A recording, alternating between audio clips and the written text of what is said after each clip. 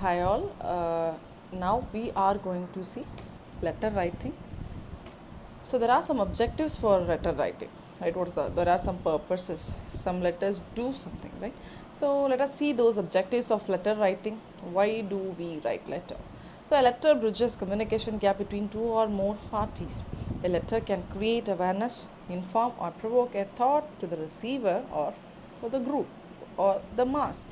A well written letter is a good way to express one's feeling. A heartfelt letter acts as a personal memoir and may be preserved by the receiver. So it can act as a token. It can act as a token of love, token of a memory. Right? A good letter can express a complete feeling of the sender, of the writer. So let us see. Letters are categorized into two types, as we all know. Actually, we know this topic, but let us go through it elaborately, and how to write the format of the letter, and what letter will come under which format. All these things we are going to see here. So first thing is informal letter, and the next one is formal letter. So let us see this informal letter. As we all know, informal letters are letters we are writing to uh, our relatives, friends, right? It's an unofficial letter. There won't be any particular purpose or concept for this letter. So it is an unofficial letter. We can express your feelings, we can express our thoughts, we can express our experiences, we can share our feelings, thoughts, or something like that. So let us see elaborately. So what is written here? These are also known as personal letters. Yes, these informal letters are known as personal letters, usually written to family, friends, relatives, neighbors, or to acquaintances. So these letters may or may not have a concrete reason of writing. So you need not to have any concrete reason to write these letters, just for to express a feelings, or to express your love or a sympathy or thanks, anything you can write these letters. So they may be written just to share an experience, inquire about someone's how about, updating someone with a generic incident, etc. So all these purpose we are writing this informal letter, right? You want to ask about somebody, you can write this letter. You want to inform about your well-being, you want to know about your beloved one's well-being, you can write this letter. In these letters we cover personal letters. So these letters comes under this uh, uh, this informal letters. Letters to family, yes, we are writing letters to family. Those letters are also informal letters. Letters to relatives, love letters, letters to elderly people, all these letters we are mentioning as personal letters. And social letters are letters to friends, social invitations, congratulatory letters, apology letters, letters of condolence, sympathy, thank you letters. All these letters are coming under this social letters. So these informal letters, we are separating this into two types. One is personal letters, and another type is social letters. Personal letters are letters to relatives, letters to love letters, and there's letters to an elderly people. Those are uh, personal letters. And social letters, letters to friends, right? So letters to friends, apology letters, condolence letters, you are expressing some sympathy or thanking. All these are coming under this social letters. So the second type is formal letters. So these formal letters are nothing but letters written to some officials, right? Official letters. So these letters are written to discuss business, apply for services, make request, file, register, complaint. So you want to file a complaint, register a complaint, you want to write this formal letters, you want to write a letter for getting something officially, that too. And the foundation of these letters are category and categorizations depends upon what is being discussed in the letters. So how you can divide these letters as the with the subject, with the concept, with the body of the letter.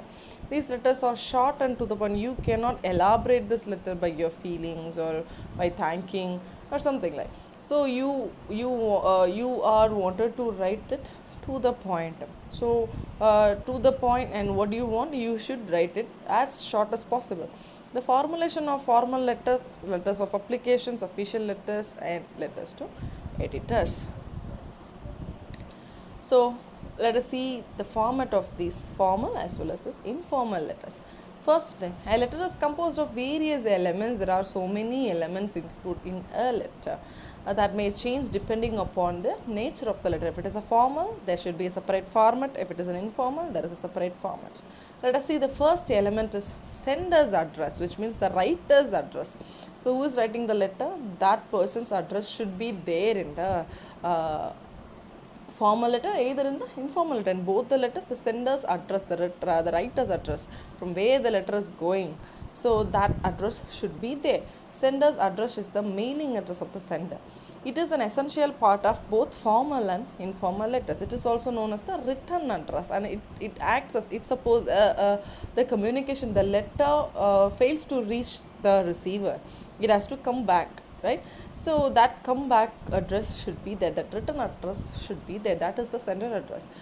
So as it acts as a backup address in case the letter gets damaged or unaccepted, it will come back to the sender. So for that purpose, the sender's address is very much important in the both formal and informal letters. It is omitted when the sender's address will be omitted. Most of the time it is omitted in a formal letter where the letterhead is there, is being written or typed on the letterhead or stationery already imprinted the same. If suppose your address is already there, already printed there, or it's suppose you are writing the letter in the letterhead, there you need not to mention your sender address. Why? Because your sender address will be as the letterhead there in the letter. So you need not to mention the sender's address. Mostly this letterhead, this printed form, only we will use it in the formal, right? So the next thing, so this is the format of writing the sender address. The first thing what you have to write is designation of the sender. If suppose this is a formal format, first thing you have to write the designation to. If suppose you are writing to the manager or to any organization of the manager, first thing, to the designation of to the manager or to the assistant manager, right? The next thing, name of the organization. If suppose you are writing to Tata Consultant Service, so the general manager, Tata Consultant Service, the next thing. And building number, street, area. So where particularly, there are so many branches are there, so which building particularly that is located. So 24/5 Tidal Park, and that should be where it is, the particular street name, where the Tidal Park located, the particular street name, then area name, and the state and town with pin code, country, and last reference number if applicable. Reference number is nothing but there will be a separate code for each and every company. That company you can mention or you just can leave it. So this is the format for the formal letters, right? If it is an informal letter, there is another format, nothing but you can write your address, your door number, address, and street, door number, house name or street name, area. That's enough. So let us see this. See here the formal letter, the manager, ABC Private Limited, 23 Wazirpur, New Delhi, India. The reference number, this will be like this. So if it is in the informal letter, just like that, so you can write the number and the area name and the state and the district and the country itself. That is enough. The next thing is date. It is very much important. Succeeding the space after the written address comes to the date on which the letter is written or the letter is sent. The date is very much important. It should be located next to the sender's address. One may opt any format out of two of the stated. So whenever you are writing a date, writing the date in the letter, this two format, any one format can be used. So first thing, date, month and year. The month should be written in wordings. You should not written in number. So August 24th, August, it should be like this. And if so, you can write the month in the beginning also, August 24th. In this two format, any format you can be used. And the next, receiver's address. So first sender address and then date and then receiver's address. So the receiver's address is the corresponding address of the person to whom the letter is being sent. So for whom you are writing the letter, for whom the letter has to be reached.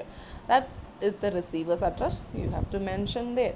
It is placed after the date in formal letters. Usually the sender, from, and then date, and then to the receiver's address to whom you are writing it. To has to be there in the formal letter format, right? Okay, it is placed after the date in formal letters. Since personal letters are sent to acquaintances or known people, receiver's address is only mentioned on the envelope. So whenever you are writing this informal letters, so you are in the envelope you can mention the receiver address. It is enough. You need not to mention that inside. Since it is they are the known persons, you need not to mention the receiver's address inside the letter. It can be written on the envelope.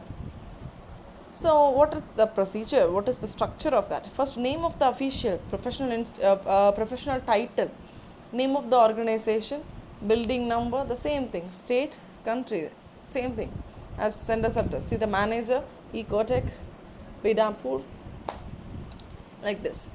In the area and the country, the same as the sender's address. The format is same as the sender's address.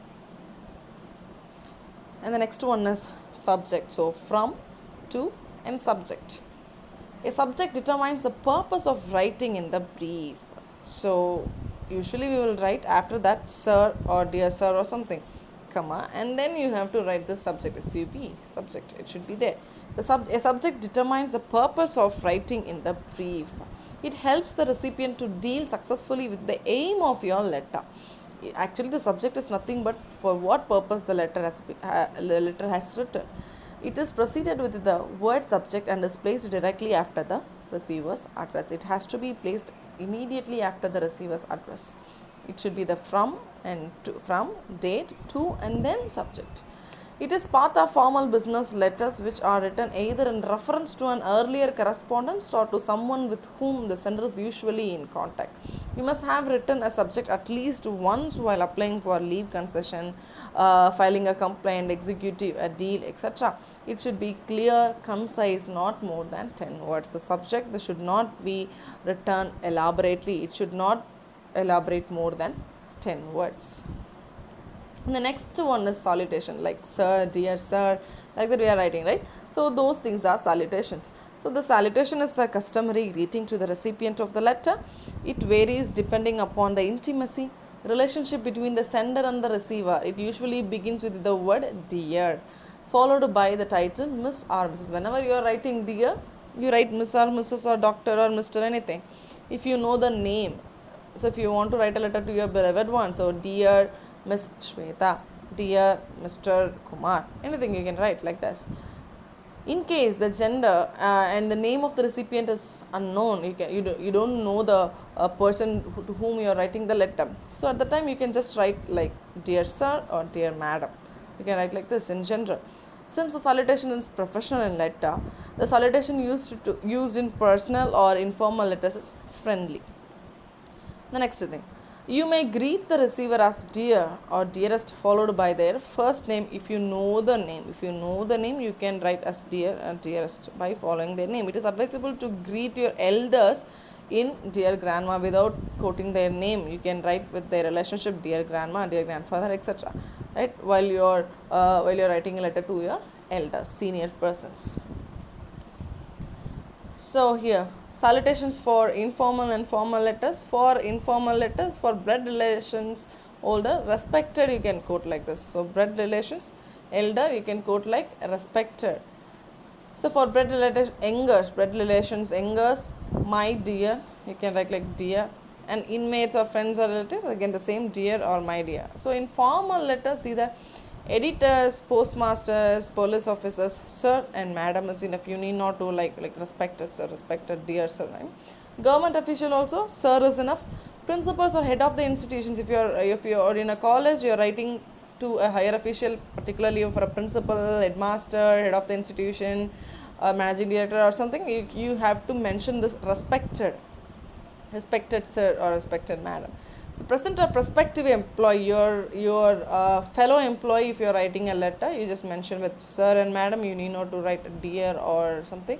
And shopkeeper, businessman, manager, right? You can just like sir or madam.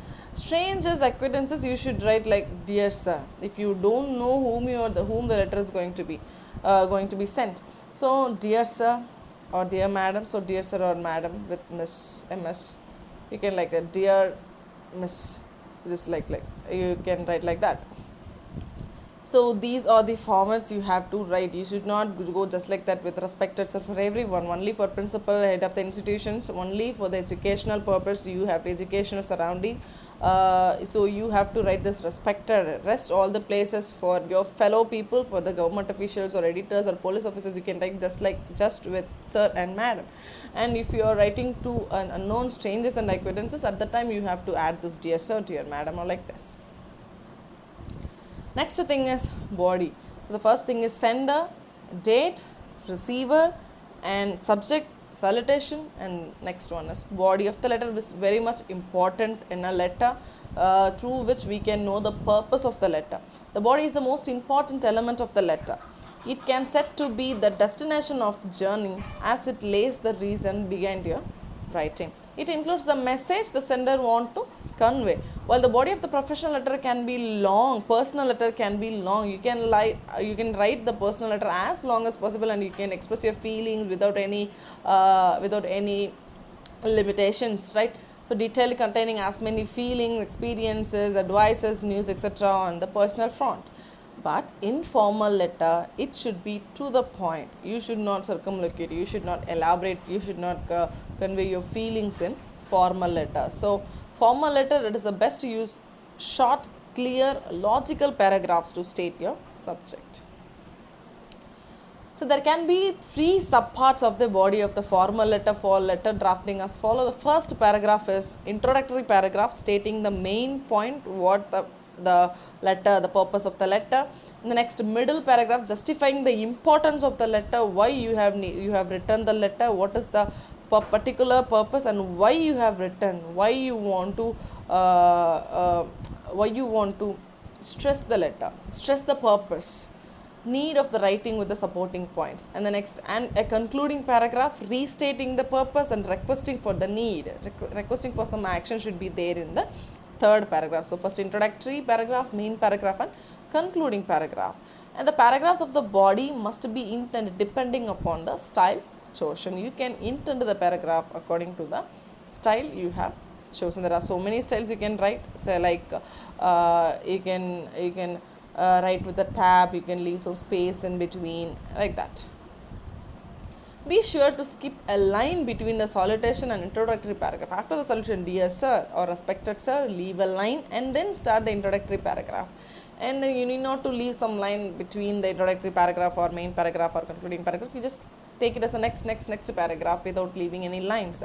Margins must be left on all the four sides of the letter, because just for an attractive purpose, it creates an attractive appearance to the letter. So this is how you have to write the body. You have to create the body of the letter. So next one is concluding line. Concluding line is it is comes at the end of the body of the letter, always begin as a new paragraph. So you have to, if suppose you are writing the body as one single paragraph, you can write it as a one single paragraph if the purpose is very short, right? But the next, this concluding line should be start as the next paragraph only. You should not add this as the body of the letter. It should be as the you can add this as the next paragraph. So it is determined by the writer's relation with the addressee to whom we are going to write. It varies according to the person to whom you are writing is. For friends, you can write with best regards, with best wishes. For parents and elders, with love and respect, with respect and affectionation. Like this you can write. Your younger relatives or sisters, you're with love, with wishes, with best wishes, like that. For official letters, you should like thanking you with best regards. You can write like this. The next thing, complementary closure. Complementary closure is nothing but, see, we have some myth on writing complementary closures is nothing but if you start the letter with dear sir and madam, you have to end the complementary closure with yours faithfully, particularly the word faithfully. And if you have started with sir and madam without this DM, you must end with yours sincerely. It is somewhat this British etiquette. But here you can write like in informal or personal letters, you may close this letter with yours lovingly. Informal and personal letters, yours lovingly. You can write like yours truly. You can yours affectionately. Like this, you need not to write like yours faithfully, yours obediently, yours sincerely. That should be written in the formal letters. Alright. Okay, so on, and depending upon your relation with receiver. So this format of following this formal letter with dear sir and madam should come with this yours faithfully. This is a Britannian etiquette which has to be followed through years. So you can follow the same.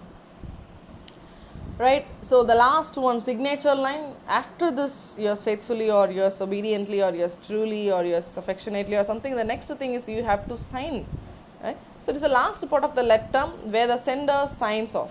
with his or her first name and the last name should be there. The signature line may also include a second line in formal letters.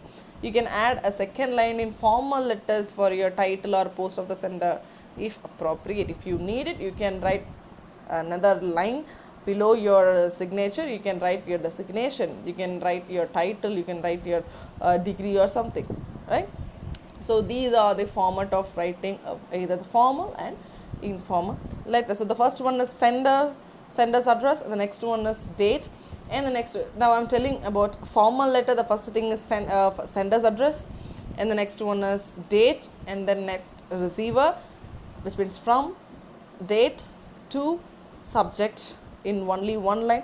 If you want to add a reference, ref, you can add. It should be from where you have taken. If suppose you are going to you are going to start a deal or write a tender with reference by an advertisement on any newspaper, you can add that as a reference. So ref, reference in a line, and the next one is salutation, dear sir, respected sir, or madam, or something. And the next one is the body of the letter. You have to leave the line after that, and then you have to start the body of the letter. And last one is complementary closure, and then the last one is concluding line, and later complementary closure, and the last signature. So this is the format of a formal letter. So informal letter is all these send from, to, and from, date, to, this subject and reference, or the salutations, everything has to be come near to the margin only. But in informal letters, the sender's address, you can write it in the right corner, right top corner, and here you can start in the left, the half of the margin, dear, or dear mother, dear grandpa, something like that. And then body of the letter, and at last you need not to write any thanking you or something like that. You can just write by with best regards or something like, you can write with love, with best wishes, or something like that. And again in this bottom left right corner, you can write your concluding complimentary closure as yours lovingly or something like, and then you can write your signature. And the receiver should be there in the envelope. You need not write the receiver's address in the inside the letter. It can be in the it can be in the envelope only. And the date you can mention below the sender's address, right? If suppose the sender's address, it has to be from a place like Bangalore, Whitefield, Bangalore, you can write the date below to it itself. After that you can write to it below to the sender's address itself, you can write the date in the informal letter. So all these are the structures, all these are the particulars of letter writing. So go through it. If you have any doubt, kindly let me know, I'll clarify. So thank you.